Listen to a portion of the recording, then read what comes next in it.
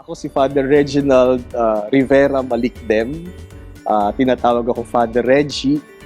Nung ma-ordain ako bilang pare, inassign ako na maging private secretary ni Cardinal Gaudencio Rosales. Yes po.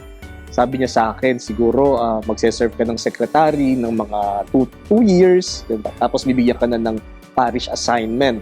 Siyempre kami mga pare, gusto namin ma-assign sa parokya. Kasi yun naman ang training namin, to Yes be po. priest. As diocesan priests, matrain kami sa parokya. Kaya lang, yung sabi niyang 2 years, mula January 2005, tumagal ng 7 years. Na-extend na po. Hanggang mag-retire siya noong 2011. Tapos nung dumating naman si Cardinal Tagle as Archbishop of Manila, niretain niya ako as secretary from 2011 hanggang umalis siya papuntang Vatican noong 2020.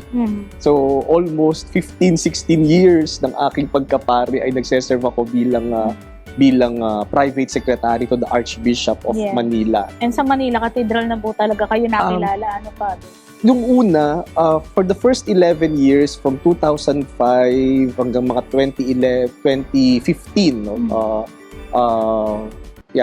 2005-2015, nasa Archbishop's residence ako nakatira.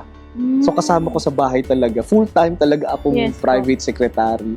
Noong 2015, inappoint ako ni Cardinal Tagle na maging rector ng Manila Cathedral. At ang dahilan lang naman noon kasi sabi niya, gusto niyang magstay ako as secretary.